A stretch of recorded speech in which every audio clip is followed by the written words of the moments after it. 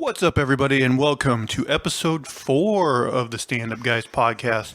Once again, I am your host, the incomparable Zach Jones, alongside a very wind up... Not very. Okay. Slightly wind up. Okay. My brethren from the same semen, Lester Jones. When's he going to run out of these? Fuck, man. I'm hoping soon. Actually, that sounded like you were scraping the bottom of the cum barrel. I think I'm already going to have to switch to something different. And then rounding out the panel, the brown mound of sound, the man of the hour, the tower of power, too sweet to be sour, baby. AJ Singh. How do I live up to that? Hey, everybody, good to be here. A little bit of work, a little bit of Jesse Ventura there. You'll be all right. Just got to get in the mindset. That was more superstar Billy Graham. Was it Billy Graham? Yeah, although a lot of people kind of stole from him because I thought the Tower of Power was Ventura. Well, I mean, I know Hulk Hogan at points stole from him. I know that Dusty Rhodes at points stole from him. So moving on. I wouldn't be surprised. Now we're going to talk about wrestling for 90 minutes. All right. Let's see. Well, we always start this thing with any good things you guys either consumed or experienced during the week. Wine. Just wine. It's good. Your sheep wine. Sheep wine? It was like sheep thoughts or sheep thrills. Sheep thrills, yeah. Sheep thrills. Sheep thrills. If your wine doesn't have a pun, it's no good. Yeah. Everybody knows the best wines have puns in it. Yeah. Whine about it, why don't you? That was the first one, yeah. Let's see. I've been watching some stuff this week because I got the old HBO Max for a while. So let's see. We finished Watchmen. I don't got much to say about it except for what everyone else has already said, which is it's I thought a pretty strong show. Although I do wonder, do you think if people who have never read Watchmen, if the show would make sense to them? I mean, I think you could piece it together. Yeah. I mean, it helps maybe with a couple ideas and a couple characters, but at the end of the day, it's a story about people, so I don't know. I also tried out some of the DC stuff on there that I haven't tried, like a couple episodes of Doom Patrol, which I think I enjoyed. Yeah, I think I'm getting into that one maybe. And then I tried that Harley Quinn show, which is okay. It's made me laugh a couple times. Yeah, it's not as good though. Is it animated or what? Yeah, it's animated. Oh, okay. And then let's see what else. Oh, I've been watching. They got this Perry Mason show on there, which I never. What the fuck? You're talking like it's a new thing, Perry fucking Mason. What? Well, there's an old show, Perry Mason, that I never really watched. Wait, so there's new. Right, because Perry Mason was like a lawyer type show, from back in the day, like Black and White, that I knew existed, but I never watched it. See, this is like Perry Mason's dark, gritty origin story. Before he became, in the show, he starts out as a PI. Break it down. And then he becomes a lawyer. So you kind of see, how it all started. Gritty. And I haven't got to the last episode yet, but it's good so far. I would recommend it to the people. What propelled him into like the deeper stuff? Was it rape? Not rape, but a kidnapping gone wrong that ended up with a little baby dying. Oh, it's dark. Yeah. Got no jokes about the dead babies. No jokes for that. Dead babies, no. This is going to be like the 2020 episode. Right, stay away from that. That's you guys got anything livelier to talk about from the week? So I've been saving up this joke about dead babies. No. Well, you just had a perfect opportunity. You segued right into that for me, man. I set you up and you totally whiffed. I blew it, yeah. Gosh. Maybe I can get a, what do they call those, backtracking jokes? Weren't you telling me before we started that you had some sort of story from the week or something? Yeah, dude. So this is crazy. There was this baby. And it died. All right, that was the joke. Terrible. Okay, what did you just say? I had some story. Well, this was before you were drunk. Right. I'm struggling, yeah. I believe you told me you had some sort of story you were going to drop on us. Oh, so did Roman talk to you today about the the text between us? No. Okay, so this might be good. So maybe just kind of a little backstory because we haven't really covered it. Ajay is my brother-in-law. And so I'm still in contact with Raman, which is my ex-wife. But we were texting today. For some reason, I noticed that silver was $28 an ounce or something, and we bought some silver, which she has the silver and the gold. So, but I texted something like, "See, silver is $28 an ounce. I told you so." This is one of these, like, you know, I'm such a genius. Why didn't you listen to me more things? So we were talking a little bit about that for a little while, and then she randomly texts me, and this is intended for her new boyfriend, Jason. Oh, okay. And so she sends me this text, and she's like, what's the pin to your computer up in the corner of the bedroom? I was like computer, like, you know, because my computer has been fried for a little while, and also a pin on top of that is like, computer, like, what are you talking about? And she's like, the computer with all your porn games on it. I'm like, what? I was like, question mark? So it's processing, and like, I'm like, oh, you don't know who I am. So at which point I probably should have like started some fucked up shit, but I was like, nah, this is Lester, you know. And then, like, she has to explain to me, like, you know, she's not looking for porn games.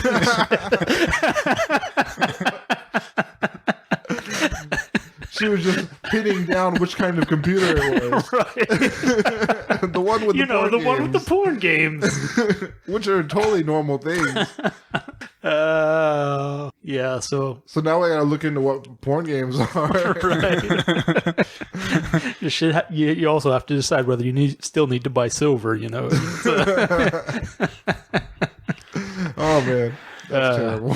But yeah, maybe I should have messed with her a little bit. Yeah, you should have. I didn't have that, foresight. You probably should have, or at least found a way to get some more information. Yeah, a little more info. No, those are my porn games. You can't have them. Be like, we've talked about these. Well, which is also a kind of a weird thing because I'm trying to have I'd like to have an okay relationship just because of the kids, you know. Right. So Roman and I get along fine, but the other relationship is very awkward still. Well, that's always going to be awkward. Right. So I figure, you know, talking about that online too, like potentially a lot of people is is a good idea. Right. Is probably the most. It'll strengthen it. The more honest you can be about these things, you know, is. But yeah, that's pretty much the heart of it. All right. Well, yeah, that was interesting. That was an interesting story. I'll give you that. Let's see. All right. Should we get started with some topics today, or did you have anything else? I've got some different stuff from other areas, so I'll let you guys take a little time here. All right, AJ. I know you always have some interesting topics to bring to the table. Okay, so before we break into this, I was talking to Zach about this earlier, and you've got some interesting ass stories, and so we've been like, how comfortable is Ajay, you know, about talking about some of these things, you know? So we've been kind of shying away from them, and we'll continue to do so if you want. But I was also struck by, we were watching an interview with, who was it, Artie Lang? Oh yeah, Artie Lang, and you know, he was kind of talking about how being honest about some of this stuff is kind of like cathartic or something. Well, I don't know if he said it was cathartic, but people are drawn to it. Oh, yeah. And I was kind of thinking, you know, there's a certain cathartic nature to letting some of this crap out, but we didn't want to jump into any of that on you. But in the future, if you think maybe some of that's interesting. Yeah, I definitely want to, but I just want to know I just want to think about how to do it. How to put it out there's that, and I know personally that there's a lot of pain in some of those topics. So you know, when you're ready, we'll be here. But yeah. But yeah, you had something else on the table, maybe? Yeah, just some random topics here. So it turns out that Americans are they're very, very, very nervous about the coronavirus. So nervous that they're willing to use cleaners, household cleaners, bleach, in ways that have not been used before. So there was a recent survey. No link to the president of the United States saying, "Yeah, go ahead, drink some Inject bleach it into your body." Yeah, inject some fucking bleach, man. It's what I mean. You've got corona. What's it going to do to you? Yeah, I'm pretty sure it is linked to that. So they did a survey of 502 adults and found that 19% said that they had used bleach on food. Wait, 19% of those 502 people said that they had used bleach on food that they consume into their body. That's a high percentage. Are these Trump voters that they pulled? I don't know who they are. Yeah, it's like, that's definitely a little dumbfounding. It's like, was this like deep into the country, like Trump supporters? Gosh, that's 19. Yeah, this sample they were using to get a 19% of people that tried it. You got to start with a dumb sample, right? That's 1 in 5. Like 1 in 5 people use bleach on food, and they all thought the same thing, right? Like that's what's so interesting about it. Normally, you'd be like, I would think twice about putting bleach on anything besides like some sort of mess or whatever. But to have that straight thought that I'm going to put bleach on this, it's totally normal, I'm going to go ahead and do that. 1 out of 5 people did that. Jesus Christ. Yeah, that sounds pretty. Like I personally don't have a lot of hope for humanity, and I think they're largely retarded, but that's kind of like breaking the fucking really dropping those big words when you're a little drunk. Well. I mean, Jesus. But yeah, that's a really high percentage. Now, maybe it tasted good. Maybe. Yeah, I mean, if someone told me it made my dick big, I mean, that might be that'd be a different before story. You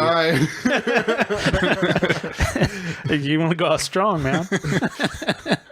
That was on 1,000 Ways to Die, that show. This guy actually, he had a spider that when it bit him, it would make his penis hard for hours, and that did kill him. Yeah, I've heard about that. There's like a species in Brazil with, if it bites you, you could potentially get like this giant erection. Yeah, so we need to like extract that venom from those spiders and start selling it. Right. Yeah, and using it on ourselves all the time. Well, yeah. Yeah. I mean, a more logical president would be like, you need to be injecting this spider spider venom into your veins. That's why I'm voting for Joe Biden. It's probably only a matter of time before he says that. Yeah. Careful, guys. I think we clipped our audio a little bit on that one. Yeah, my mic is waving in and out a little bit. But really, if one president ever, promised forget cancer, come up with the big dick cure. I mean, that's a president to vote for. That's a 4-term president there. Yeah. Well, who was that guy they were trying to get to do Viagra? That was back in the Clinton days. Oh, probably Clinton. Oh no, Bob Dole. Bob Dole. Right, yeah. Bob Dole is a fan of the Viagra. Bob Dole got a big old heart on for hours. Spider venom dick. Ask Mrs. Dole. It's even better if you let him bite you right on the dick. I think that's what happened in that 1,000 Ways to Die.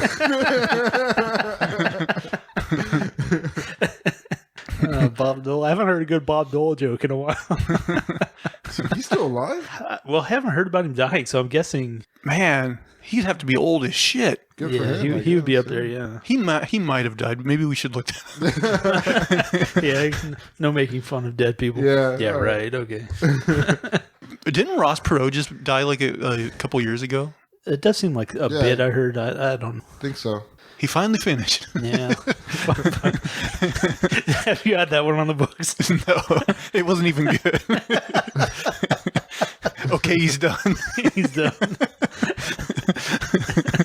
That should have been in his his little bio. Selling computers. Bob Bob Dole. Man, Ross Perot actually became like we were talking close about to be. I'm like Bob Dole. Ross Perot actually became close to being president. Like, you know, for a third party candidate, he came like really close. And they say like at one time he dropped out or something, and then he came back in. And they said like maybe if he didn't do that, he maybe would have actually had a chance of winning. Yeah, for a third party, I think he did better than probably anyone I've ever seen. But really, like, was his party called something? Do you know? I vaguely think he was part of the Green Party, but I don't think that's right, actually. I don't think so. It was something slightly like that. I think he would have been too capitalist for the Green Party, wouldn't he? I don't know. Yeah, I think it had its own thing. Was he bringing back like the Bull Moose Party or whatever that was? Let's see. I got my phone here. We got a vamp while you look up more. The Reform Party. The Reform Party. That's kind of generic, though. Everybody's looking to reform something. Yeah, it's always valid. I guess. Sounds professional enough. Let's see. Do we want to move on to a different topic? Or? Yeah, I'm good. Man, I didn't prepare enough for this episode, but I've kind of been between watching shows. I've been kind of catching up on some comic books as well because I like to read the comic books, and I recently read like some of the. I've been reading that IDW Teenage Mutant Ninja Turtles series, and it got me thinking because like is this a reboot? Well, it's the one you started reading also a couple years ago. Newer yeah, it's just still going. It's like the trade I just read included issue 100, so they're at least that high. Okay. So yeah, it's been going a while, and it for Mutant Ninja Turtle fans, I would recommend it. It's actually a pretty good series. But it got me thinking because like everyone here knows like I'm a huge Batman nerd. I really love Batman, but Batman actually was not my first obsession. Teenage Mutant Ninja Turtles was my very first obsession, and when I say that, I mean like I was hooked on the show. Like I knew every episode of the show from the cartoon from the 80s, like front and back. I spent all my money on Ninja Turtle figures. I just wanted to fuck Ninja Turtles. Exactly. He had Raphael on the wall, naked, laid out. I could not get enough Ninja Turtles, and so I was wondering. That sounded sexual too. Yeah, definitely. But I was wondering, what was your guys' first obsession? What was that first thing that caught your attention, and you're like, God damn, I just cannot get enough of this, and you're just like consumed with it? Anything? Man, that's a tough one. Like you got to reel it back. Are we talking about like girls? No. I'm talking about when you were a kid. Just like, what's the first thing that really just like caught your attention and you just fell in love with? I'd say video games. Video games? Yeah, man. We're talking 80s. I mean, like I'm sure we all had the Mario Brothers, but like shows and... Yeah, was there anything that really got you? Gosh, in the 80s? I mean, can we get a couple possible? You liked Ghostbusters quite a bit, didn't you? Like the cartoon and stuff? Ghostbusters is definitely good. I still love like the Ghostbusters. Maybe you guys just didn't have the obsessive personality like I did. Yeah, I mean, maybe that's part of it, man. I mean, I remember liking cartoons in general and all that shit. Right. Well, okay, let me ask you, I have another topic related to this, since you guys aren't giving me nothing on that. What were your guys' favorite toys to play with as kids? Because I basically had two. I had those Ninja Turtle figures, which I loved, and I know an answer we're going to share is the G.I. Joe figures from that era. Not the big, stupid doll-like ones that some people like, but the smaller ones with the articulation points from the 80s. Those were awesome. Yeah, I mean, I definitely came back to like the G.I. Joes and stuff a lot. Just because, yeah, they have so much movement and like they're the characters you can tell a story with as people, and so many toys aren't people. Yeah. So, I mean, I think most kids, their big story point is going to be people or something they can give a personality to. What about you, AJ? I would play like guns, swords, daggers. I had these two Raphael like daggers that he carries around. Oh yeah, like right, the size. The size. Like that. Yeah, straight up Napoleon Dynamite with this fat fucker. I would just like throw them around, all this stuff.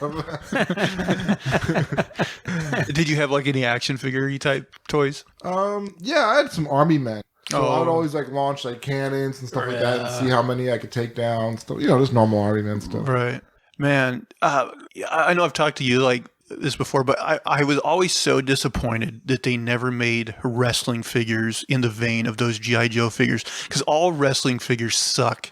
They're just big blocks of plastic. A lot of them don't even move. Well, like those ones that were big back in the day are just like, I I mean, they were big. I like that. They were like 10-inch, like rubber. Oh yeah, there's the rubbery kind. They were too, straight back in the rubbery, day. yeah. And they've always sucked. And I'm like, why can't like wrestling companies like get it through their brains that like those kind of figures are just awful? I don't know. I mean, they must sell, but I mean, I've seen some like other like high-end toys, like Spider-Man and stuff that artists would use that were like 200 points of articulation or something. You can bend their fingers and like every little thing. And I think those are really awesome. But no, if I had some of those, I would never let my kids use them. right. And they're I'd probably be like, super expensive. no, these aren't for you. These are daddy's toys.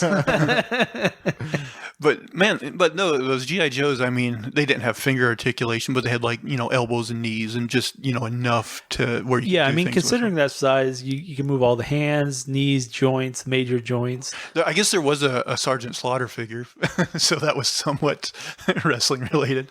Because Oh yeah, he was a GI Joe. Yeah, I remember. Yeah, you had one actually. I had one of those. I remember breaking his hat.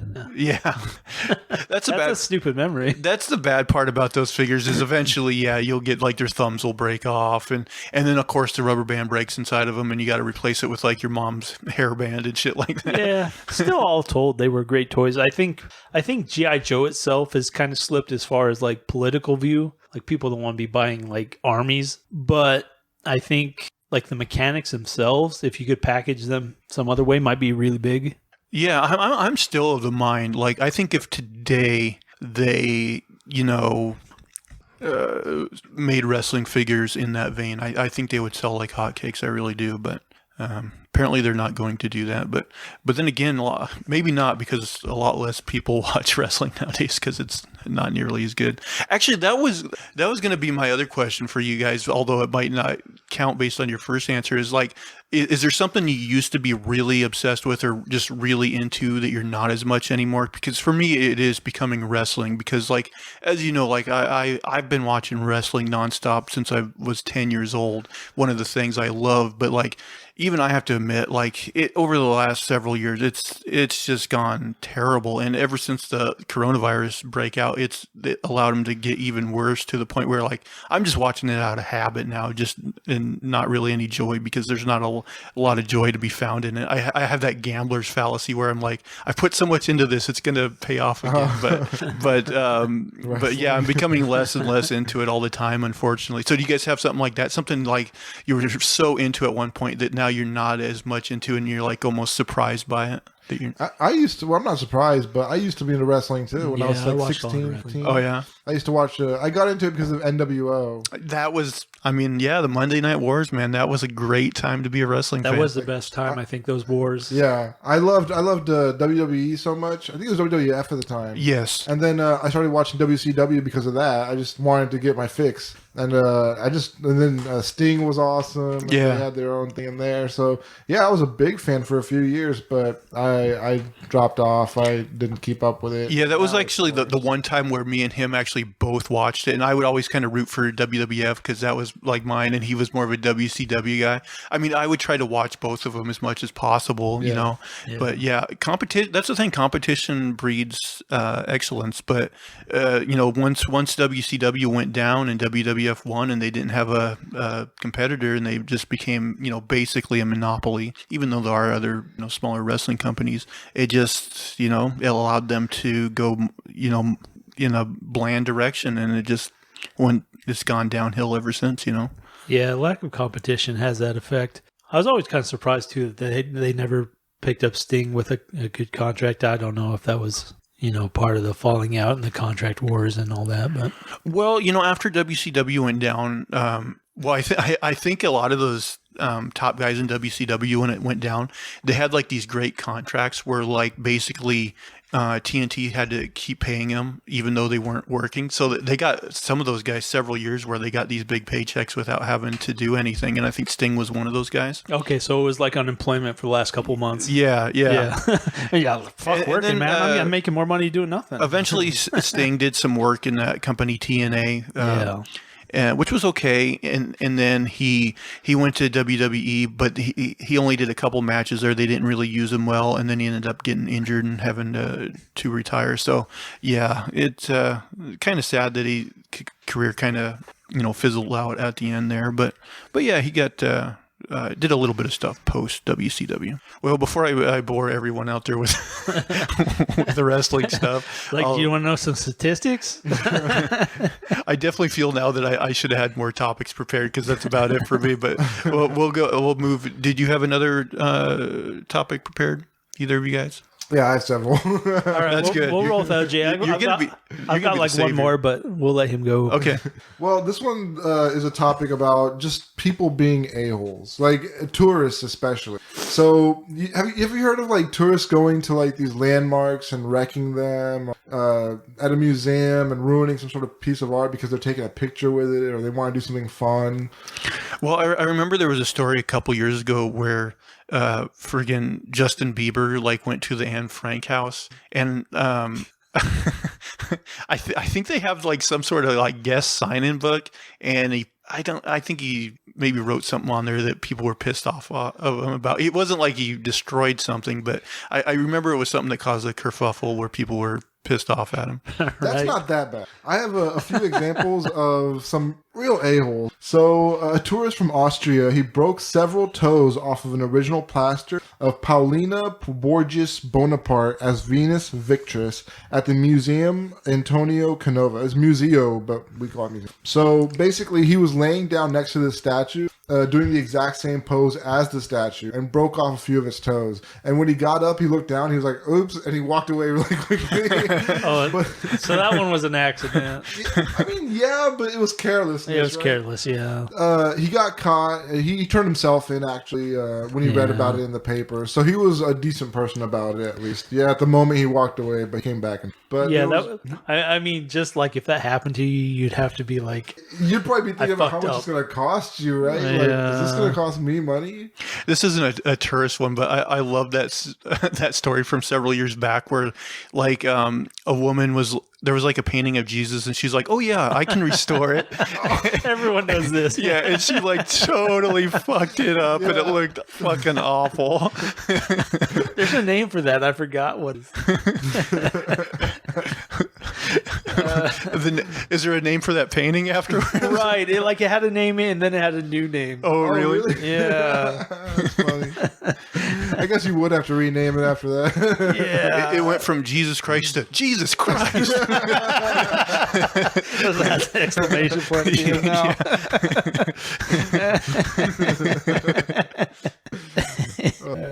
I'm trying to look it up, but it's going slow, man. Well, there's some other examples of people also, messing up art. So, one tourist was looking at the Saint Michael statue in the National Museum of Ancient Art in Lisbon, Portugal. He tried to take a selfie with it. He backed up too far, knocked it over, and it shattered beyond repair. So that was it. Yeah, he was trying to take a selfie with it. I mean, it's an accident, but it's still so stupid, Yeah, these stories you're telling, it's like accidents, but caused by people being douchebags. Yeah. Now, Yeah, don't that's worry, I've gotta got a couple more of people being assholes straight up. That one's now Potato Jesus, by the way. Oh, potatoes. I've seen potato Yeah, Jesus. everybody. It just wasn't coming in. I want to say that Justin Bieber did something at the Great Wall of China too that like pissed people off. He's just an asshole everywhere he goes. Like, Yeah, didn't he like walk into a restaurant one time and like pee on a Bill Clinton picture? Something happened. Like they made a big deal out of that too. Well, I mean, that's just good taste. Justin Bieber is a mess, man. I mean, he's got some balls there pissing on Clinton there. what I you could do don't that. know though is that Bill Clinton picture was asking for it.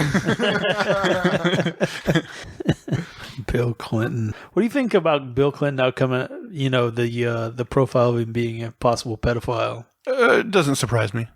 Yeah. It makes me sad. I don't know. Well, like the thing is, like I know you got your family is Democrats. Yeah. And like also your mom has like a love affair with Bill Clinton. Yeah, she loves him. Like- well, she did. I don't know if she would now. Like so. if she could cheat on your dad, Yeah, she'd fuck Bill Clinton. Yeah, thank you for saying Right. Well, the thing is, also another thing people might not know. Me and their mom like got along for years, and like we kind of had a falling out at the divorce. Yeah. So now, like, if I'm an asshole, So now, if you want to get on her good side, you got to say good things about Bill Clinton. like we're taking on this policy of not telling our family about the podcast. So I don't know if you might. Yeah, I don't know.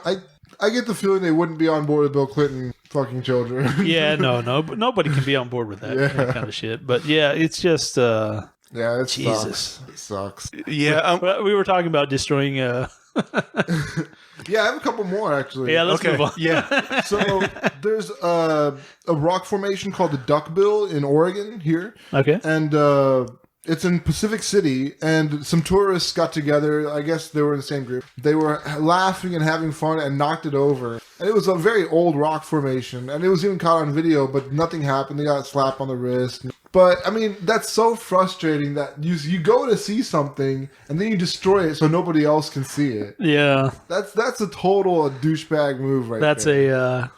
That's a power move. Yeah. Yeah. And now You get the last Instagram of all time. Exactly. And now that is related, like, in spirit to the last one I have here, where 3 Boy Scout leaders toppled a 200 million year old rock formation and posted a video of the destruction on Facebook. They justified it by saying that if children had walked under it, they could have gotten hurt. So that's why they ruined it. The Boy Scouts of America issued a statement against the men, and a judge sentenced them to probation and a few $1,000s in fines. Yeah.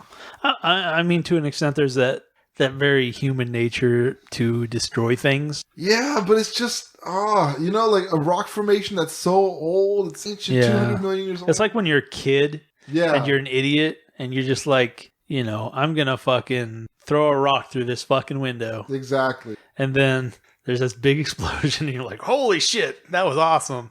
And then your parents like, you shouldn't have fucking done that, Johnny. And you're like, oh, god damn it. Yeah, that's exactly what it's like. They can just go in their backyard and destroy things. That would be the same outcome. Except they destroyed landmarks. It's a very human thing, and it is a bit tragic, definitely. Yeah, lost to time. Yeah, well, I mean, that's another thing with, like, these, like, the protesters that are destroying, like, Confederate statues. Like, I'm of the mind that, like, governments should know better. They know the history of those. So, but I'm very Indiana Jones about it, where I'm like, those belong in a museum.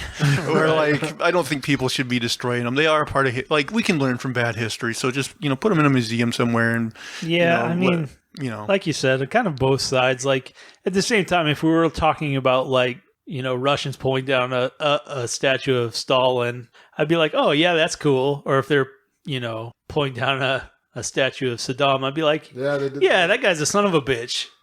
So I'm kind of like, I don't know. I mean, plus, a lot of those statues were built like way after the after the Civil War. Yeah. Yeah, but still, I can't endorse it, I don't think. But there's also, like, an ignorant factor where, like, oh, this guy was an abolitionist, but, like, he looked white, so we fucked up the statue. And you're like, you could at least, like, go through the effort of being, educated on doing your research instead of just, destroy. Yeah, I don't know. I don't know. All right, so that's just people being assholes. People being assholes. All right. You said you had one more? So I've got a couple stories related to this topic, but maybe we should start like none of us are dating right now, although I'm thinking about getting back in the pool. But so hypothetically, like, what's your upper limit on the age limit on dating a woman? Upper limit? Because both of you are like 35, 36, and I'm 40. I think, in general, 95-ish. Yeah. No, I think in general, going either direction more than 10 years starts to get a little weird. Of course, there's always, like, certain people you'd probably make an exception for, but... Like 70 and 80, you're not going to, like, bat an eye at there. Well, like, I'm sure... Well, like we were talking about, Charlize Theron last week is probably, like, 50 or something. If she comes knocking on my door, you better bet your ass I'm answering. But, in general, I probably wouldn't go above 10. Kathy Bates comes knocking at your door. Yeah, she's got money. Yeah, there's always, like, there's side variables. It's a complex topic. Yeah. Complex equation, yeah. What about you, OJ? Yeah, I'd go to 45. I think that would probably 45, be... But yeah, like Zach said, I would change that depending on the person. Maybe they're beautiful for 50. Yeah, I think I could definitely probably look at 50. Like, going back, I want to say 30 for the 10 years, but, like, if someone younger was also looking at you, I'd be like, well... The thing about it is like these rules are like these are soft. the thing about it is like a really hot like woman in her early 20s was like hitting on you. You'd definitely be interested, but at the same time, when you get that much of a year difference, you'd be like they're a kid still. And you're not going to have things in common. Like they're going to be talking, they're going to be talking about how they liked, some shitty music star from today that you never heard of, and you're like, oh well, just you want to go listen to 38 Special with me? Like, what? No. Fucking two 90-year-olds fucking rolled out on the stage. Yeah, and plus, like, you think that they would change very quickly. Like, their thinking would change. They might not want to be with you after a while, Yeah. Like if I were you, like, I'd be thinking, like, what the fuck am I doing with this fucking 35-year-old son of a bitch? Exactly. You're like 24, 22. So anyway, getting into this, like, I have a couple, like, stories of guys dating older men. I don't have any of, like, women dating older men. That's a classic kind of gold digger scenario. But so I've got a couple of these. One was I was at Thanksgiving, and I was kind of the odd man out. It's like a cousin's, uncle's. So a little bit separated, but I was at their Thanksgiving party. And one of the guys was dating someone. She was pretty much the exact same age as his mom. And he was probably between 25 and 30, something like that. I don't remember. But yeah, so he's dating this woman. And so his cousins and stuff are giving him some shit and, going back and forth with him. And his kind of defense is like, she cooks for me. She does my laundry. And, this kind of stuff. And I'm like, this dude, like, stepped out of the nest. And, like, he just found another nest. And, he's out there, like, fucking his mom, basically. Except, it's the same relationship, except, he gets to have sex with her. And I'm kind of like, yeah, like, come on. Well, and she was, like, probably missing her kids that moved out. So it was, like, a perfect right. like, she was, like, an empty nester. Like, her kids were going out there in college and stuff. And so, like, he just was, like... He swoops in and like this is his role now. You ever think about how like weird that is for the other kids to like? Can you imagine if like dad died or something and then mom hooked up with a guy that was our age? Yeah, it's like, and be like, "Hey, bro, this isn't weird at all. Let's be friends." Oh wow, that sucks. Let's play video games while your mom. She can make us dinner. Yeah. I heard we got a lasagna coming, bro. Lock it up. Isn't it also weird knowing, like, you know how you're talking earlier about how your mom's all horned up for Bill Clinton? I wasn't talking about that last week. Right. This was like common knowledge kind of. But no, you know what? Everybody's mom has that guy. Like, our mom always talks about how Harrison Ford is that guy. She has Harrison Ford. She also has Elliot. What's his name? Sam Elliott? Sam Elliott. Oh, I didn't even know about that. You didn't know? She's been like, yeah, Sam Elliott, like really melt my butter. What? Hey, he's up there in age too. Yeah, he is. Yeah, he's getting up there. He's probably their age, yeah, or maybe a little more. But yeah, that's another weird thing is knowing those things. Yeah. Info you didn't ever want to know. Who your mom was. Yeah, nobody wants to know. Harrison Ford? Whereas Dad, though, has been very stoically quiet on this. Like, very intelligent man. Like, not... like, I'm never going to talk about this. Well, I got a mental list. Yeah, there's probably somebody, but like, no, that's not coming out. For all we know, he might have a hall pass for like the woman that plays Hot Lips Houlihan on MASH or something. Right, that might be it, yeah. I've never seen this person, but it sounds hilarious. Hot Lips Houlihan? That's her character's name. I was going to go something generational like Farrah Fawcett, but yeah, you're probably more on the money on that one. Oh, man. Okay, Jesus, so that was your one story about the age difference. What was the other one? Right. So story number 2, like in the Army, we're always in these kind of dormitory settings where you have one roommate. And so at one point I had this roommate, and he's probably 19. And it's one of these like creepy things. Like at night, I'd be like sleeping in bed and he'd be having these like phone calls with this other woman. And I'd be like, oh God, I really don't want to listen to this. I just want to go to sleep. Like, and then, so it comes out, she's like 43 maybe, has a couple kids. And so I'm like, this lady's like way older. And we're in Texas. And she's on the East Coast. She's like North South Carolina, something like that. And so he's like very excited about this relationship. And it's going on for a little while. And finally she comes over with her kids. And she is like a hot mess. And no, she's not. I want to take the hot part out of that. Like, she is a mess. She's 43. There's like missing teeth. She's frumpy and overweight and not attractive. And it's like this whole thing. And so like she comes over and they're seeing each other and he's still like super happy. Like to the point of like, I don't have a perspective. Like, what is going on with this guy? Like there's something wrong. And so he's seeing her and like other people in the platoon, like they've come up to me and they're like, what's up with this guy? You know, like, is that his mom? And I'm just like, kind of, you know, like, no, man, that's his girlfriend. And it's just like this completely like befuddling thing. Like, how old were her kids? I want to say they're probably like, you know, the 7 to 10 range. Okay. All right. Yeah. You know what? I also think part of it for some guys, I think there's some guys that are such sex addicts and like it so much that they're literally willing to fuck anything. Like, well, I mean, this guy, I think at this point he's a virgin at like 19. Like he's... Oh, that explains it more. Like he just wants to get laid. I mean, like, yeah, so that you think it's just pure desperation. Like, yeah. But what, like... I'm still like a little befuddled at like his blindness to it. Like, I know they say love is blind, but like, damn, son. I think to break that seal, you're willing to go, like, he was willing to go that far.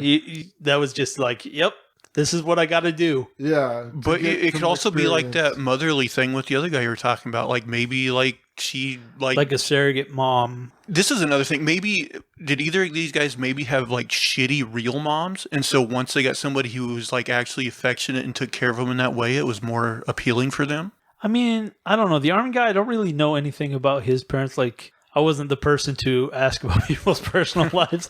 The other guy, like I was talking, is at Thanksgiving or whatever. So his mom was actually there, and she seemed a little befuddled, but she seemed like a normal, like social, like normal human being. But I mean, your perceptions can definitely be skewed only meeting someone one time. But I felt like more like he was like the failure to launch. He was just like, you know, I'm comfortable with this. It could be.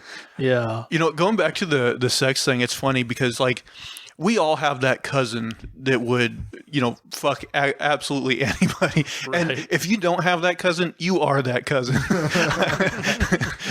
Because like we have a cousin and I don't necessarily want to put him on blast, even though I'm sure he'll never listen to this, but like, you know who I'm talking about. Like I could 100% see him fucking an older woman. Like, are we talking about Mick?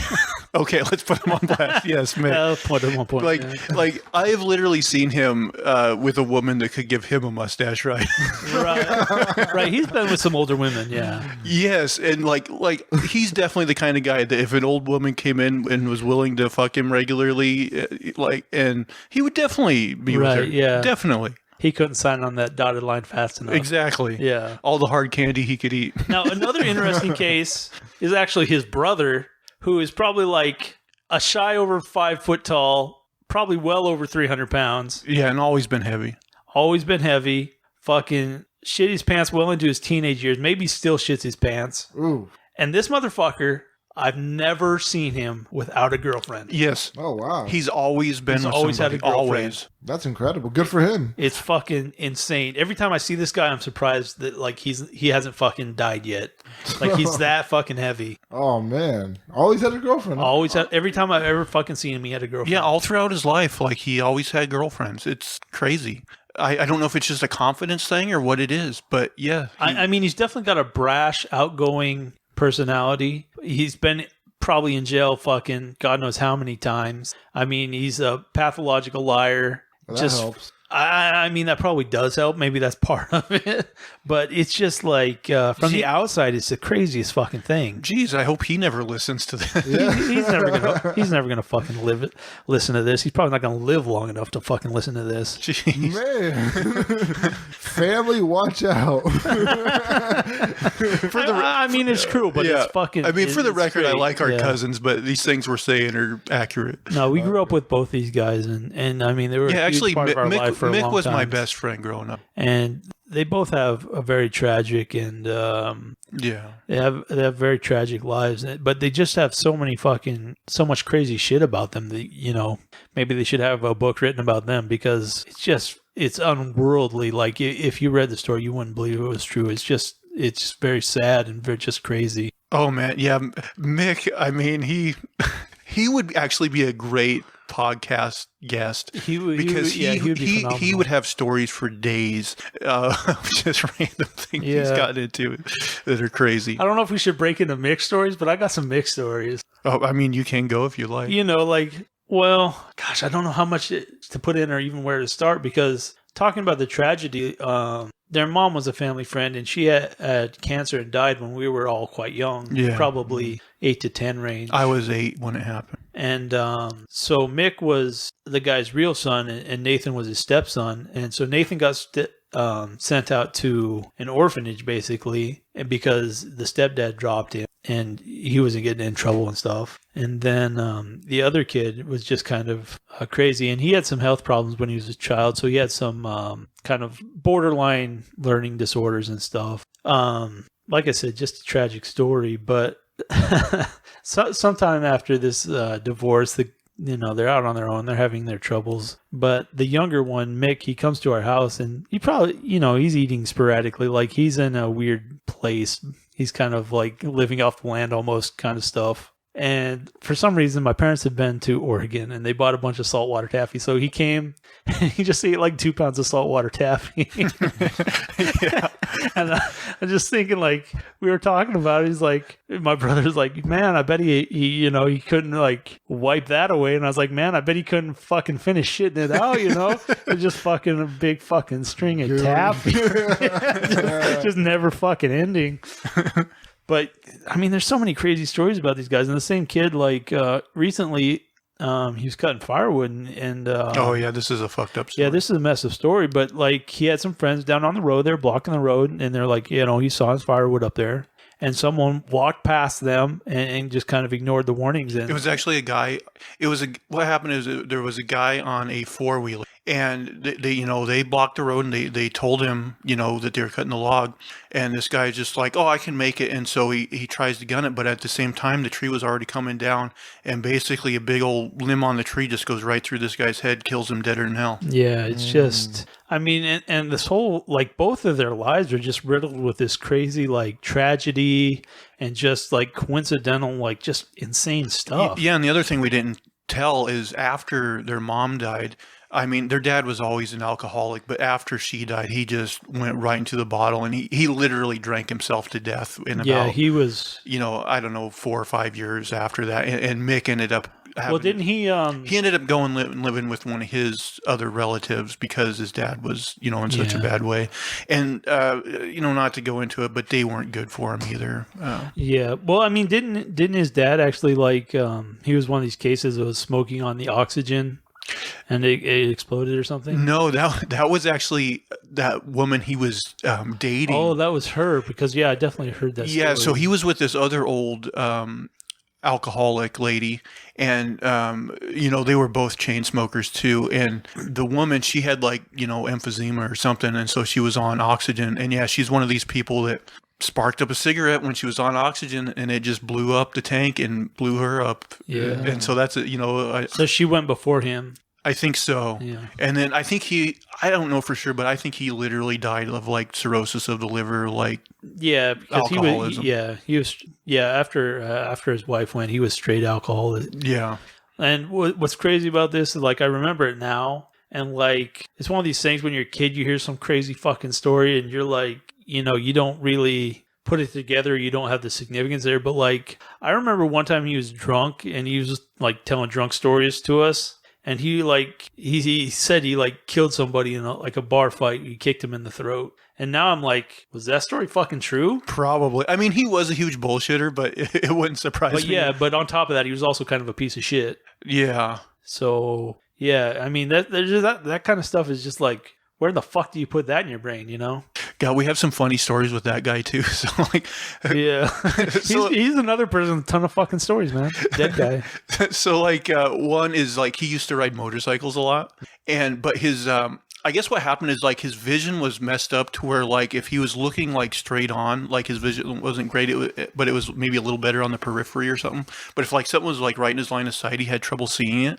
So he's like riding on his bike around the neighborhood, and there was a clothesline set up, and he totally didn't see it, and so he drove and it clotheslined him right in the neck and like off the motorcycle. I mean, this shit. Like now, I'm feeling like more of a redneck than I ever felt in my life, even though I know that that's like my heritage. And then the other funny story about him was like like the kids, Mick and Nathan, they always had toys laying around everywhere. I love this story. And my mom loves to tell the story. Yeah.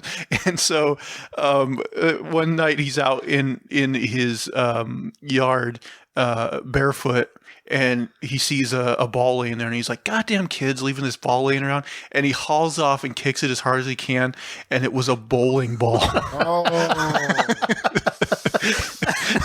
oh boy! So he fucked up his foot.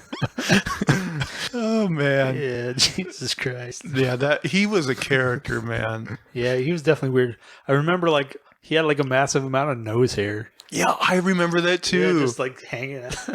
Yeah, just like a bushel of nose hair. But yeah, he had crazy stories. I remember one story where like he blew up a propane like burner or something, burned his like eyebrows off and shit. And, like just crazy. Always shit, getting hurt. Yeah. Man, I don't know. Man, you know what? Going a little dark though. We were talking about how their mom died, when we were real young. And I'll actually never forget, October 10th, 1992 was the exact date it happened, I can tell you. But, I remember since I was so young then, basically what happened is he called over to the house and, like, told my mom, like, I think she might be dying or something. And like my mom was like definitely worried, but at the same time, like we like saying like he's kind of a bullshitter and always has been. So they like ran over there, but like in the back of everyone's mind, we were like, oh, is he just like bullshitting to get him to go over there for coffee or something like that? But they go over there and we're waiting in the house. And like, of course, we're all like wondering what the fuck's going on. And it seems like, forever goes along until an ambulance does come. And then at that time, our grandmother, our dad's mother, she lived in an apartment complex like right across from the hospital. So I remember they dropped us off there while they went to the hospital. Yep. And like, I don't know about you, but like as a kid, especially at that age, like my view of like doctors, ambulance, and everything was like, oh, people get sick, the hospital or ambulance brings them to the hospital and they get better. So like, even though I was worried in the back of my mind, I was like, thinking it'll end up being okay. But like, sure enough, a couple hours go by or whatever, my mom comes back and, sure enough, she's dead, 39 years old and she's fucking dead. And like, I think that was like, my kind of definitely my first taste of like death, and also my first like realization of like, oh, life really isn't fair, and like, fucked up things happen. I was wondering, like, what for you guys, like, what was your first like kind of experience with death, and like, what would say is like your first experience of being like, oh man, the world does kind of suck? Yeah, I mean, that was definitely my first big one as well. And I remember going to our grandmother's apartment, and it was kind of weird because she had company. And another kind of part of the backstory is she had raised this woman as like a stepchild for a period of time. But they also, I think they had kind of like a weird relationship because as adults, I never really saw them together at the same time, which I thought was very weird eventually. But as a child, I didn't really catch on to it.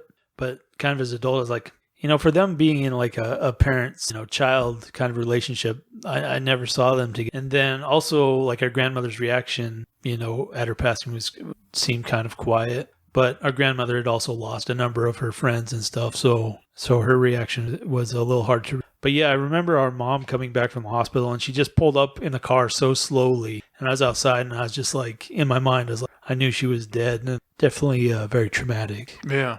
Yeah, like that's like my memory isn't great from when I was little, but that's like one day where I remember it. Yeah. And like I can even tell you like the Commodore 64 game we were playing when he called over and stuff. I don't remember that. It was that tic-tac-toe game where you like in space. Oh yeah. Yeah. Those games all suck. But But yeah, so that's like definitely a day that sticks out to me. Like, what was your like first experience with like death? I've been lucky in my life. I haven't really been around a lot of people that were close to that passed. Just my grandparents, but they lived to a long age. Yeah. When someone makes it older, you're kind of like, well, they had a good run. Yeah, it makes it a little bit easier. Yeah. Another thing is like some people like when you know it's coming. I think it's very cathartic because you get a chance to say goodbye and stuff. Yeah, like if they're sick or something and you kind of know it's coming.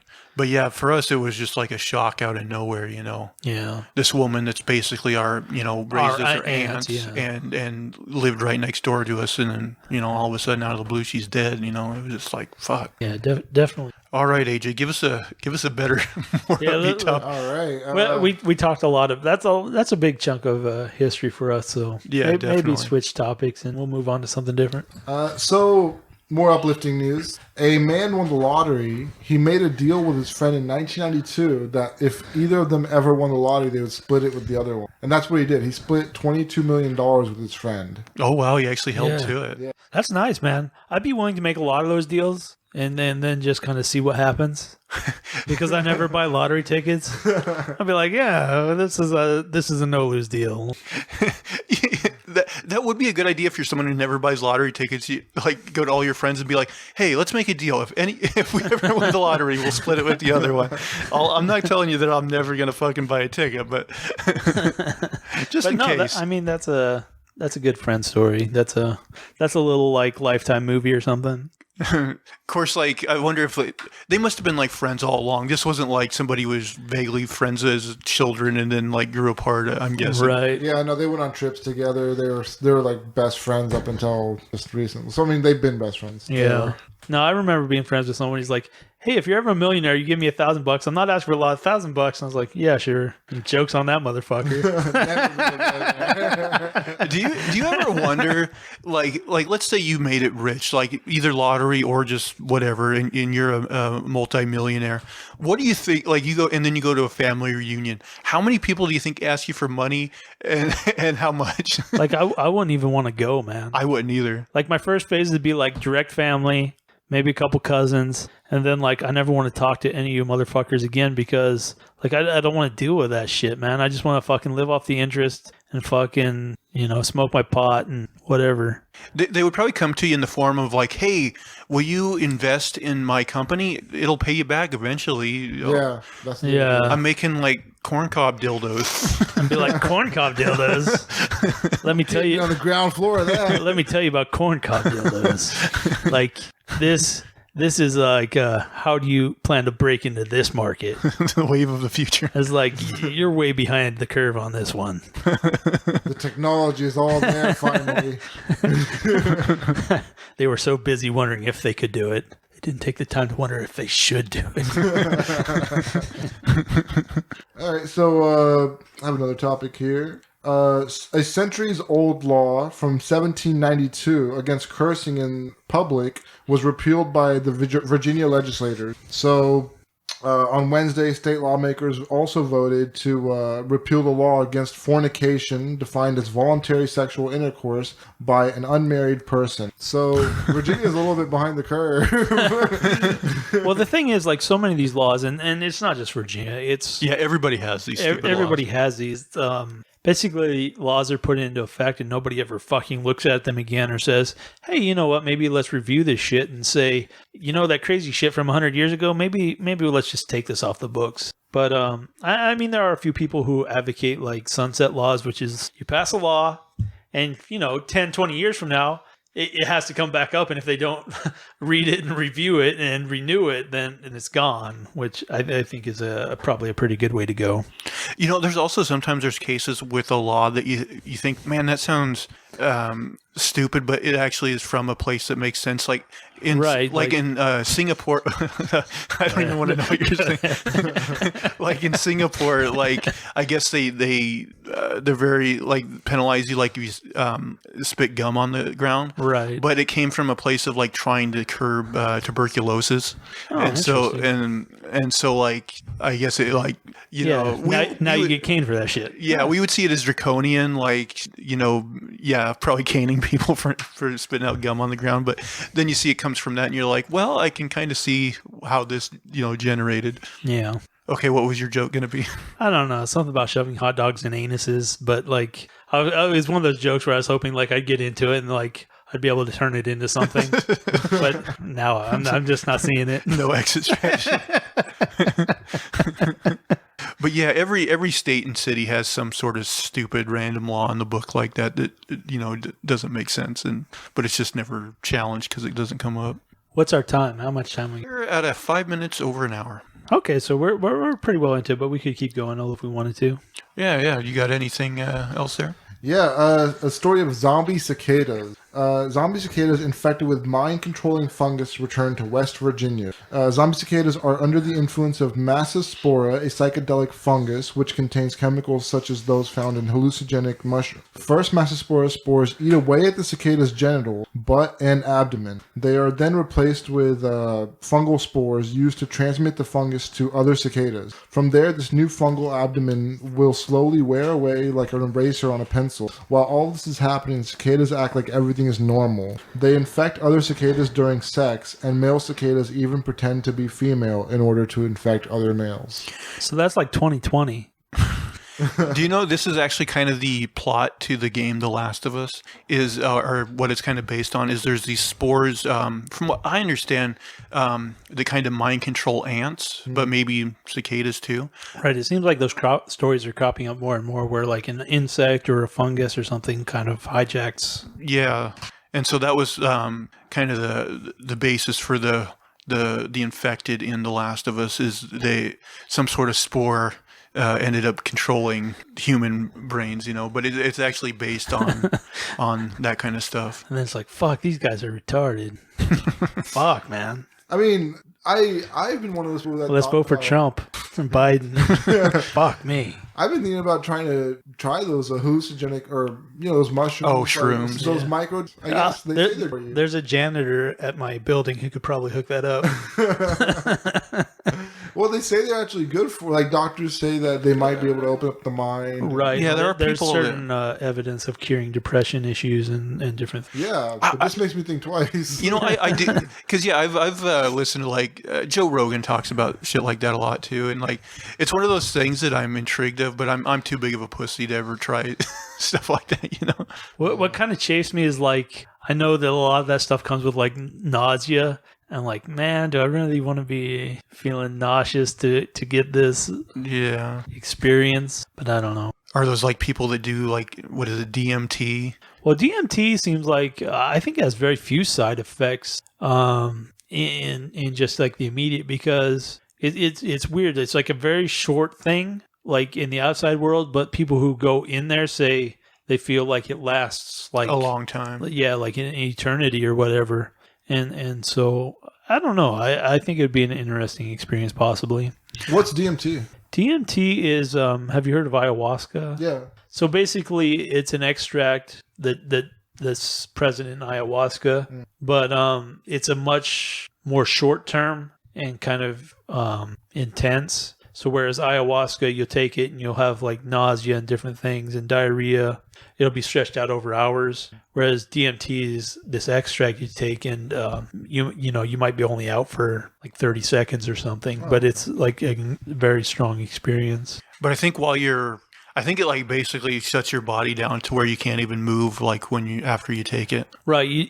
It basically shuts down all but the very like core of your brain. Like, like when they've done neurological stuff with it, basically all your brain shuts down except for like this little pea or whatever, and I think that's tied in with a lot of people they call ego death, because like the part of your brain that stores who you are and what you are and all this other stuff gets shut down, and all you get is the sensory input kind of.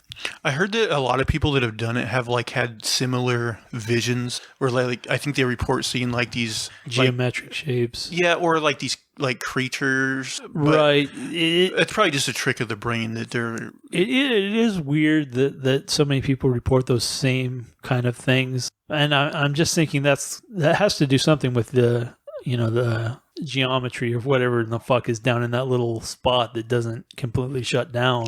Yeah, because what it reminds me of is like, you know how, a lot of people that have near-death experience say they see a tunnel of light. Yeah. Well, they found out, how like when people train to be astronauts, they put them in like that centrifuge thing and like really spin them around. Right. Like those people said they seen a similar thing. And so, yeah, it's just a thing that happens when a part of the brain doesn't have the oxygen it needs. And so it causes people to see that tunnel of light, but it's not like they're going to heaven or anything like that. It's just, right. That's the experience when your brain shuts down. Yeah. Yeah. Like I'd never heard this thing, which I think is pretty interesting. But yeah, at a certain speed, like you can't pump blood through your veins. Yeah. Or a certain acceleration, not certain speed. Man, I think I'm very... I haven't gone on a lot of roller coasters in my life, right? But it seems like pulling the G's like really fucks with me. Where like these people that just get on there and like they're like and like putting their hands up and stuff, and I'm just like all rigid and like freaked out, and I'm like, man, I could never be as relaxed as these people are. It's weird that they can experience pulling those G's and be just all loosey goosey about it. Well, some are much worse than others. God, that like fucking I've been one, on some that beat the shit out of me. That wooden one we went on in Texas. Oh, the cyclone? Wasn't it called like the Bullet?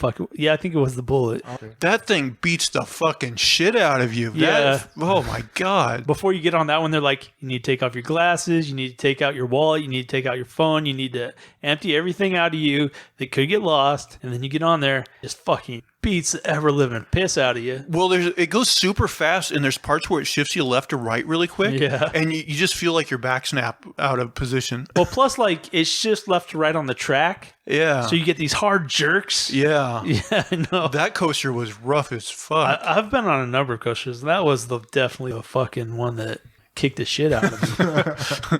Did you go on that one? I don't think so. Oh man. I don't remember where was it? It was on that boardwalk place you took us to. Oh, so it was probably like us and our family and the kids or something. Yeah, I remember me, you, and I know Roman went on it. Maybe it was just the three of us. I know Mom and Dad didn't go on it, which was a good call. It was a good choice, man. We would have been fucking carrying their asses out there. Yeah, I mean, I'd been on roller coasters before, but that was definitely the most violent. That thing beats the shit out of you. But there's a thing called like a theoretical roller coaster called the Euthanasia Coaster. Jeez. And basically you go around and like eventually whips you so hard that you die. You're going to say like you bring your pet dog on at some point you just throw him off. Hey buddy, we're going to go together. I love you. I don't want to do this without you. I used to work with a girl who told me that she did a paper on euthanasia, and she actually wrote about youth in Asia. And she got an A on it.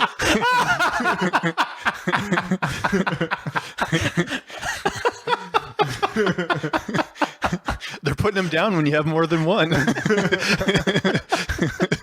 Oh, shit. It's hard being a euthanasia. So much competition.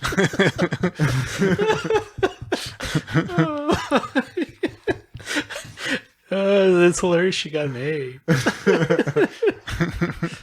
Fuck, that one got me pretty good. Man, did you know that because China had the one kid rule for so long, that like now they have a huge problem because like the people kept more men than women because to help with farming and shit. But now they got like a ton of men and not enough women for each of the men. So it's like a huge problem over. Well, I mean, Ajay is from India, and they have a similar issue. Oh, really? No one-child policy. Still the killing of boys over girls. killing of a girl child. Yeah, jeez. It's it affects like I know in China it's probably more pronounced, but there's people who aren't getting married because of that. They're not able to find a mate. Yeah, I could see that. Which it evens out eventually. I know there was a study where after World War II, so many men were killed. So like English men were killed, but like the generation after. The women gave birth to a disproportionate number of male children. It was like nature was somehow evening it out by itself. Wow. So, yeah, if the cultures and mores are kind of weird, if they shift, it'll bounce. Yeah, because you would always think it would be basically 50-50. Yeah, but it's not necessarily. Huh. I wonder if in the baby boomer generation over here, if there was a lot more male babies born. I don't know.